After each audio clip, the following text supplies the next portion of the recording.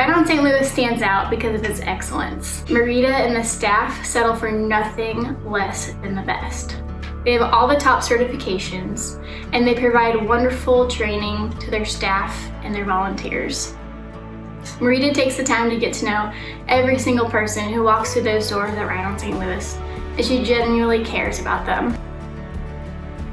I had a girl with muscular dystrophy, and her mother reported that after our hippotherapy sessions, her GI problems actually resolved, and that decreased the need for further medical interventions.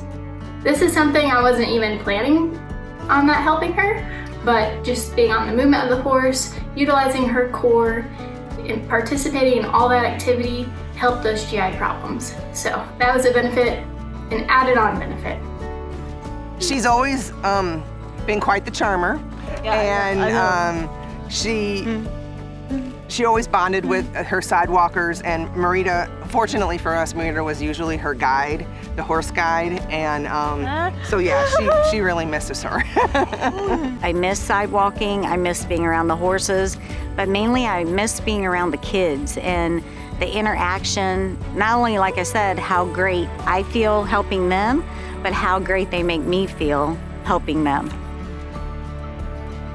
When she's not on a horse, it has affected her greatly. I mean, everything from her balance to her trunk control to her muscle tone. Unfortunately, this long time that she hasn't been on the horse, she's been using her walker more at school when she was in school, in the house. She never used a walker before, but she's back to using a walker. So not being able to ride has affected her greatly. In 2012, I deployed to Afghanistan. Upon my return in October of that year, I didn't have a job to go back to. So I just kind of sat unemployed. I saw a news report on local TV that talked about how this nonprofit organization that supported primarily children with disabilities had flooded, was looking for volunteers. And so I turned to my spouse and I said, hey, you know what? I think tomorrow I'm gonna go down and just, help out and get out of the house and go do something. And on that day, I worked really hard. Marita put me to work, as she does, but it was a good day. It was probably one of the better days I had had in probably a fairly long time.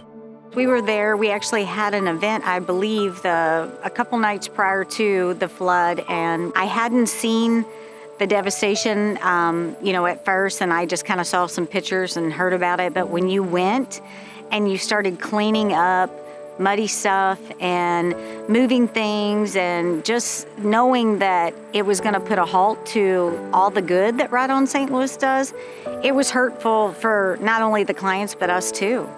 To watch something that is so important and so fragile just gone, just gone in a matter of days. Well, when we came back, everything had to be done again.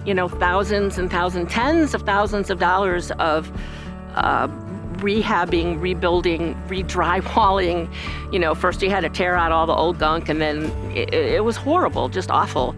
Then to have it happen again and again and again, it got to the point where it was demoralizing. The thought of finding a home, a permanent home, that won't flood, will have this, this beautiful barn and tons of pasture for the horses, and it will be uplifting again, it'll be healing again, and it'll be miracles for clients, for people that need miracles. Ride On St. Louis can deliver.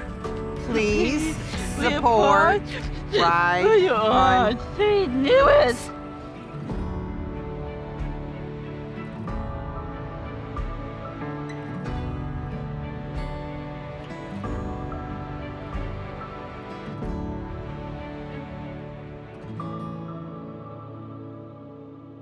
Yeah, touch. Okay.